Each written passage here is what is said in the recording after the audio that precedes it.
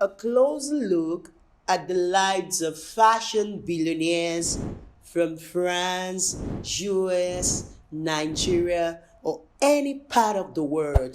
People like Christian Dior, Tony Lawani, Louis Vuitton, Vicky James, H&M, Tubo, Zara, just to mention a few, shows that they all had soft skills, managerial traits, call it hidden potentials that they harnessed to their advantage on their way to the top of the industry. And in today's video, we're gonna be considering the lives of these fashion icons, how they discovered the potentials that helped them become who they are today, how they actually started, such that you, as an upcoming fashion entrepreneur, will be able to discover all that you have that will help you on the way to the top of this industry. Because whether you are aware or not, we are all destined to be great. Yeah, and that's it today. You are welcome to Setro Craft Channel. I remain Joket Oluwani Setro, a serial entrepreneur majoring in fashion. I've been in the fashion space for over 10 years. And today, we're going to be talking about fashion billionaires, exactly how they were made, how they started. Go nowhere, grab a cup of coffee, and let's go right into this discuss. Yeah. Number one is Christian Dior. Christian Dior was born to the wealthy Dior's family on the 21st of January 1905. After the incident of losing its mom and brother in the same year, the family's wealth went down the drain because their father was not able to keep up due to the depression.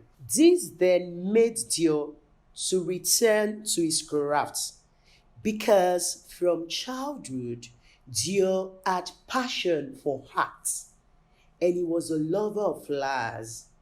His father never wanted him to become this. He thought there was no way he could make it in life with this. But when the road got tough, this was what made him to earn a living because he started selling his art sketches and he started making some money out of this. Let's pause and learn a lesson from this. It is your passion that will feed you in life. When the going gets tough, it's your passion that will keep you going. When there was this challenge, he went back to his passion and he was able to make out a living. Yeah. So Dior continued his pursuit after fashion, but the Second World War came and he was called into the French army. He never had passion for this, so he ran out of the war. After running out of the war, he came back that he wanted to face his real passion after going through a lot. Before this time, he had real terrible situations of sleeping on the floor in a friend's place, getting killed due to poor diet. He even contracted tuberculosis, but he came out of all this. What lesson can you learn from this? No matter how hard life is, once you have a vision of where you're going, you will certainly get there. So, after the Second World War, Dior was so fortunate to have a millionaire by name Marcel Bessac that called him and helped him establish his fashion house. He gave him his factory that was not in use, and he gave him some help, money to start up his fashion home. That was how the Christian Dior fashion house came into existence in the year 1946. Yes. passion. When you have the passion, the resources will come. So, just 3 months after the establishment of the Christian Dior fashion house, Christian Dior went into hard work and launched his first collection that he called the Corolla because he was a lover of flowers. And you should understand that years before this, in the fashion industry, what was reigning was pragmatism. People were just wearing pragmatic pieces and all the likes. But Dior was never a lover of pragmatism. He was a lover of dreams and glamour. And so he felt that once the world was over right now, people could start wearing ostentatious, lavish, and splendid wares.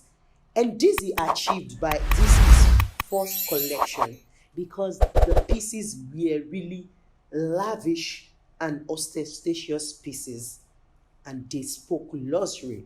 So people came out and it was a success. What lesson can you learn from this? You have to be the trend maker to get to the top of this industry. When Dior came over, what was reigning, he never wanted it. So he brought his own idea and that became the front line in the fashion industry. So whatever is on your mind, that might be that thing that will be trending in the world of fashion in the next decade to come. Don't keep it to yourself. Once you have the opportunity, blaze the trail. Be the first to do it. Don't be a copycat. Learn to bring out original pieces. These are the things that will take you to the top of the industry. By the time people see what you have in you, they are going to come after you. And you will know that there is no success without opposition. As Dior was making it through this, his first collection, there were nasty comments. And one of such was the comments of Coco Chanel. If you are conversant with the fashion industry, you will know that Coco Chanel was amongst those that were ruling the fashion industry before Dior came. But the fashion industry is ephemeral. Nothing is permanent. It's transient. Fashion changes as new fashion comes in vogue. So Coco Chanel that led the previous decades thought she came out with a comment and she said, Dior doesn't dress women, he only upholsters them. Like the pieces that Dior was bringing out were too magnificent, they were too hard because Dior's pieces, the Corolla collection, were really ostentatious wares, lavish wares, splendid wares. Like each of the piece was made of about 20 yards of fabric and they were thick, as in for people that wanted to make great statements. Luxury, yes, that was his brand. His brand was a luxury brand.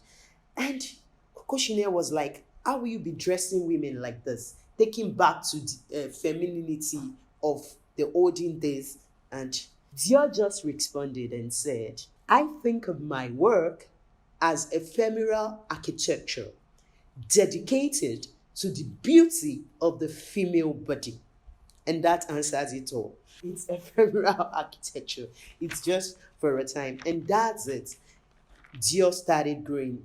But do you know that some women in the United States supported Coco Chanel? And when Dior was thinking of expanding his brand, he went down to the United States. People started saying, go back.